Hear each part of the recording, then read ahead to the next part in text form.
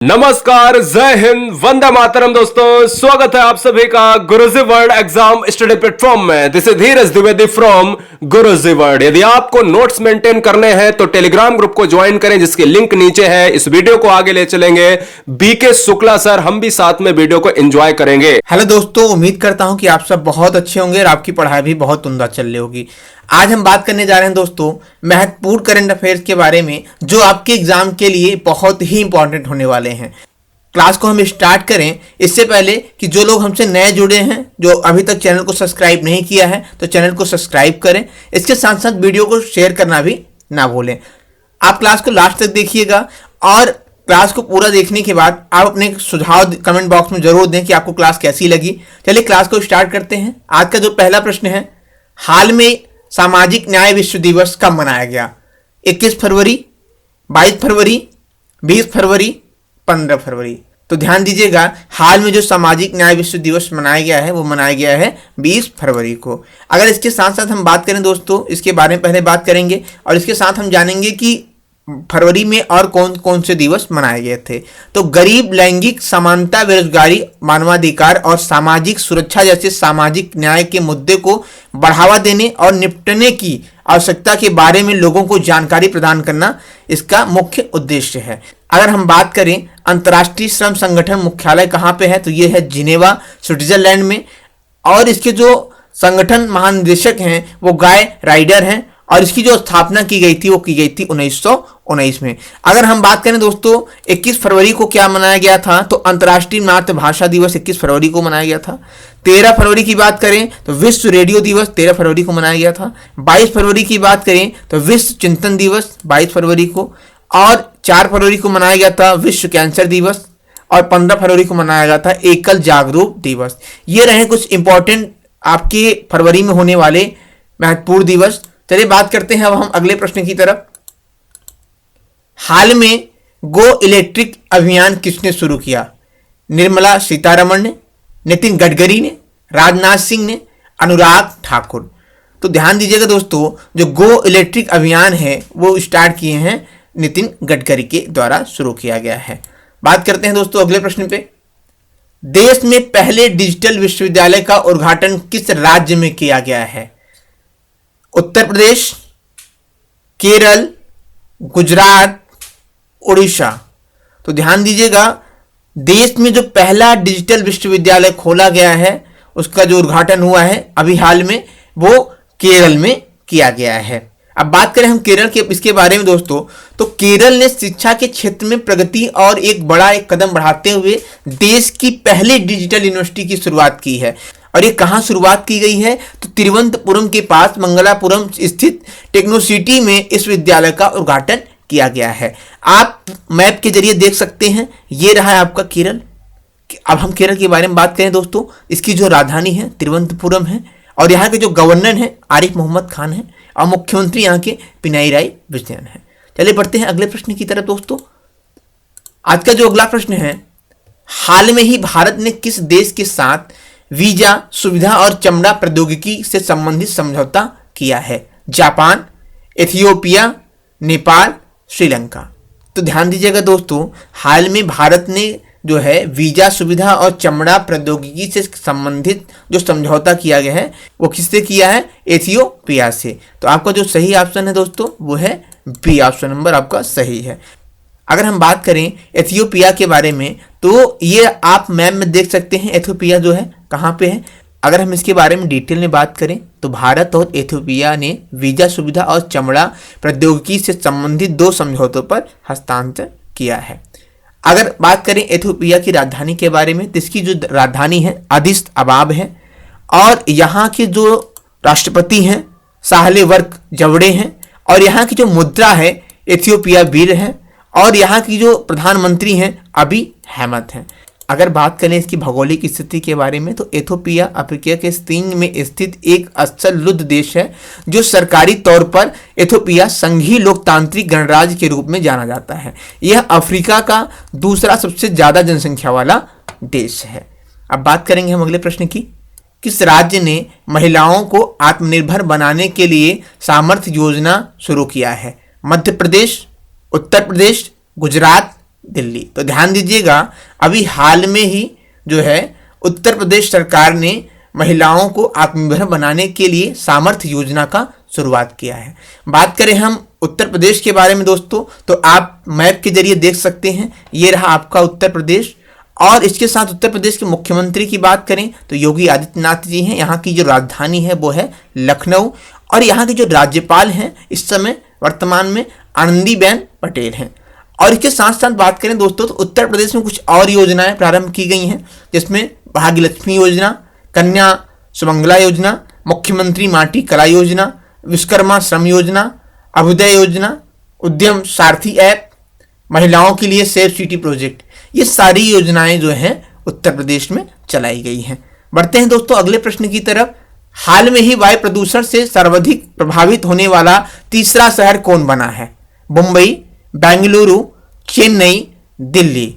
तो ध्यान दीजिएगा, हाल में वायु प्रदूषण से सर्वाधिक प्रभावित होने वाला जो तीसरा शहर बना है वो आपका है बेंगलुरु। पहले भी दोस्तों दिल्ली है, दूसरे पे मुंबई है और तीसरे पे अब हो गया है बेंगलुरु। आप मैप के जरिए देख सकते हैं, ये रहा बेंगलुरु का मैप। अब बात करते हैं अगले प्रश्न की। हाल में 1 करोड़ कोविड वैक्सीन देने वाला दूसरा तेज देश कौन बना है? रूस, अमेरिका, भारत, इनमें से कोई नहीं। तो ध्यान दीजिएगा दोस्तों, हाल में 1 करोड़ जो है वैक्सीन देने वाला जो दूसरा सबसे तेज देश बना है वो है भारत। पहले पे दोस्तों अमेरिका है, अमेरिका ने 31 दिनों में जो है 1 करोड़ वैक्सीन देने वाला पहला देश बन गया है। अगर भारत की बात करें तो भारत जो है 35 दिनों में वैक्सीन देने वाला सबसे तेज जो है दूसरा देश बन गया है। बात करते हैं अगले प्रश्न की। हाल में ई कुबेर भुगतान प्रणाली कहां शुरू की गई है? उत्तर प्रदेश, राजस्थान, जम्मू कश्मीर, हरियाणा। तो हाल में जो है ई कुबेर भुगतान प्रणाली जो शुरू की गई है वो जम्मू कश्मीर में शुरू की गई है। आप देख सकते हैं मैप में, ये जम्मू कश्मीर रहा है आपका। और अगर जम्मू कश्मीर के उपराज्यपाल की बात करें तो मनोज सिन्हा जी हैं। अगर बात करें जम्मू कश्मीर में तो बूलर झील जम्मू कश्मीर में स्थित है और डल झील जम्मू कश्मीर में स्थित है। बात करते हैं अगले प्रश्न की। 47वें खजुराहो नृत्य महोत्सव 2021 का शुभारंभ किस प्रदेश में किया गया है? मध्य प्रदेश, उत्तर प्रदेश, राजस्थान, गुजरात। तो ध्यान दीजिएगा, 47वें खजुराहो नृत्य महोत्सव का जो आयोजन किया गया है वो मध्य प्रदेश में किया गया है। अब बात करें मध्य प्रदेश की, तो मध्य प्रदेश के जो मुख्यमंत्री हैं शिवराज सिंह चौहान हैं और यहाँ पे अतिरिक्त कार्यभार के रूप में जो राज्यपाल हैं आनंदीबेन पटेल हैं। इसके साथ साथ हम बात करेंगे दोस्तों, अभी हाल में कुछ और महोत्सव हुए हैं, जिसमें मांडू महोत्सव मध्य प्रदेश में हुआ है और अंतर्राष्ट्रीय सरस्वती महोत्सव ये कहाँ हुआ है? हरियाणा में हुआ है। और टिहरी, यहाँ पे दोस्तों टिहरी होना चाहिए, टिहरी झील महोत्सव उत्तराखंड में हुआ है। काला घोड़ा महोत्सव महाराष्ट्र में हुआ है। जलीकट्टू महोत्सव ये कहाँ हुआ है? तमिलनाडु में।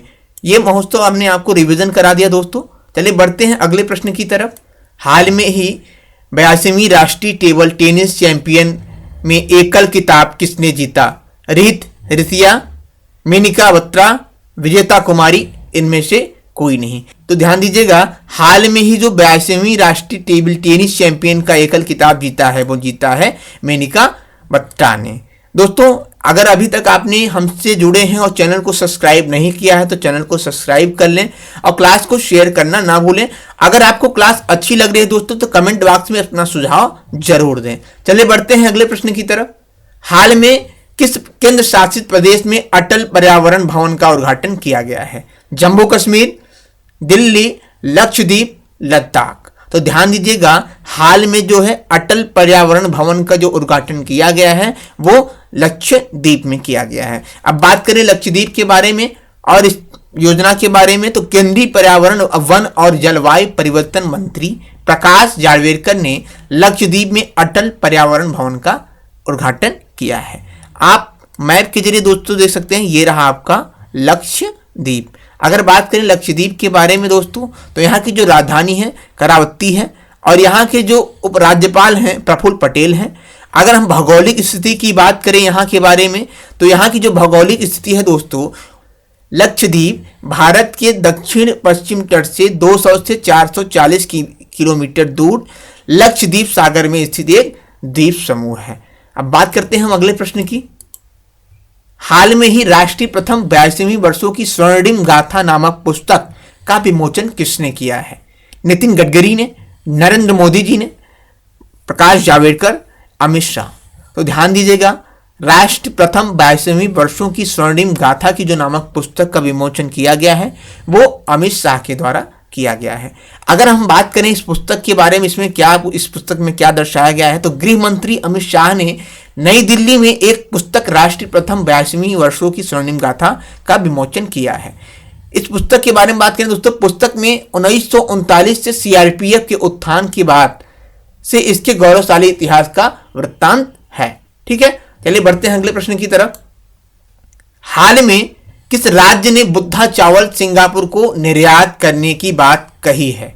उत्तर प्रदेश, पंजाब, मध्य प्रदेश, इनमें से कोई नहीं। तो ध्यान दीजिएगा, हाल में बुद्धा चावल सिंगापुर को निर्यात करने की जो बात कही है वो उत्तर प्रदेश ने कहा है। ऑप्शन नंबर आपका ए सही है। यहां पे बात आता है सिंगापुर की दोस्तों, तो आप मैप के जरिए देख सकते हैं, ये रहा आपका सिंगापुर। ठीक है, अगर हम सिंगापुर के बारे में बात करें तो यहाँ के जो राष्ट्रपति हैं याकूब हैं, और यहाँ की जो मुद्रा है सिंगापुर डॉलर है, और यहाँ के जो प्रधानमंत्री हैं ली सियन लुंग है। अगर बात करें इसकी भौगोलिक स्थिति के बारे में कि ये कहाँ पर स्थित है, तो यह दक्षिण एशिया के मलेशिया तथा इंडोनेशिया के बीच में स्थित है। सिंगापुर यानी सिंहों का पुर, इसे जो है सिंहों का शहर कहा जाता है सिंगापुर को। चलिए बात करते हैं अगले प्रश्न की। हाल में ही किस राज्य सरकार ने वीर पदक जीतने वाले राज्य के सशस्त्र बलों के लिए नगद पुरस्कार में 10 गुना बढ़ोतरी की है? हरियाणा, आंध्र प्रदेश, राजस्थान, उत्तर प्रदेश। तो ध्यान दीजिएगा, आंध्र प्रदेश सरकार ने वीरता पदक से जीतने वाले राज्य के सशस्त्र बलों के लिए पुरस्कार में 10 गुना बढ़ोतरी कर दिया है। बात करें हम अगर आंध्र प्रदेश के बारे में, तो यहाँ के जो गवर्नर जनरल हैं वो विश्वभूषण हरिश्चंद्र हैं, और यहाँ के जो मुख्यमंत्री हैं वाईएस जगनमोहन रेड्डी हैं, और यहाँ की जो राजधानी है हैदराबाद। आप मैप के जरिए देख सकते हैं दोस्तों, ये रहा आपका आंध्र प्रदेश। चलिए बात करते हैं अगले प्रश्न की दोस्तों। पेरिस जलवायु समझौतों में किस देश ने आधिकारिक तौर पर वापसी की है? यानी पेरिस समझौता जो था उसमें से आधिकारिक रूप से अपना नाम वापस किसने ले लिया है? ठीक है, अमेरिका, फ्रांस, रूस, इनमें से कोई नहीं। तो ध्यान दीजिएगा, पेरिस जलवायु समझौते में आधिकारिक रूप से अपना नाम वापस लेने वाला जो देश है वो कौन है? अमेरिका। बात करें अमेरिका की, तो आप मैप के जरिए देख सकते हैं, ये रहा अमेरिका।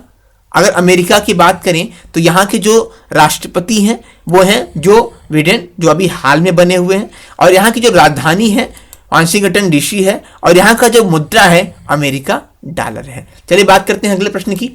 दोस्तों, अगर आपको किसी भी प्रकार की कोई जानकारी चाहते हैं तो कमेंट बॉक्स से आप जानकारी प्राप्त कर सकते हैं, और इसके साथ साथ अगर अभी तक आपने चैनल को सब्सक्राइब नहीं किया है, शेयर नहीं किया है, तो शेयर जरूर करें दोस्तों।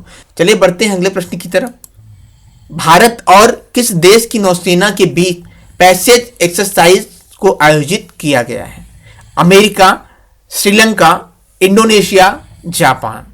तो ध्यान दीजिएगा दोस्तों, भारत और इंडोनेशिया के बीच जो है नौसेना के बीच पैसेज एक्सरसाइज को आयोजित किया गया है। बात करें यहाँ हम इंडोनेशिया की, तो आप मैप के जरिए देख सकते हैं, ये रहा आपका इंडोनेशिया।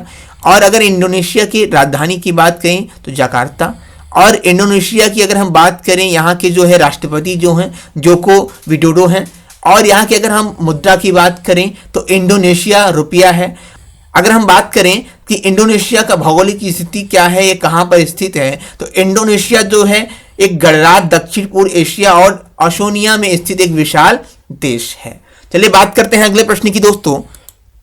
निम्न ने किस केंद्र शासित प्रदेश में अपना बहुमत साबित न करने के कारण कांग्रेस समर्थित सरकार गिर गई है?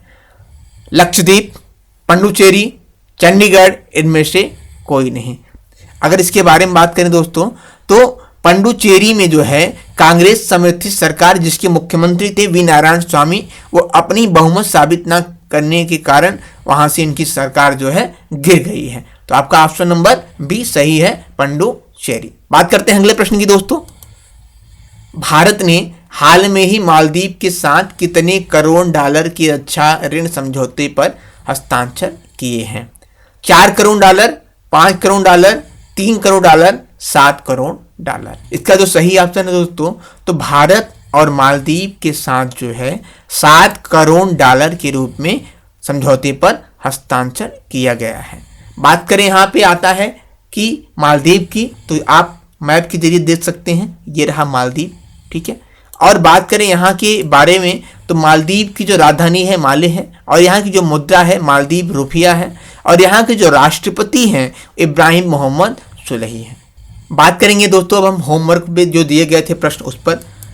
गोदावरी नदी कितने राज्यों से होकर बहती है? काफ़ी लोगों ने दोस्तों इसका सही उत्तर दिया है। ये देखकर बड़ा अच्छा लगता है कि आप लोग उसका जवाब देते हैं, साथ साथ डिटेल में भी आप लोग लिखते हैं इसके बारे में। 7 राज्यों से, 9 राज्यों से, 4 राज्यों से, 5 राज्यों से। तो बात करें इसके बारे में दोस्तों, तो गोदावरी नदी जो है कुल 5 राज्यों से होकर गुजरती है। कौन कौन से राज्य हैं? वो महाराष्ट्र हैं, उड़ीसा हैं, छत्तीसगढ़ है, तेलंगाना है और आंध्र प्रदेश से होकर गुजरती है।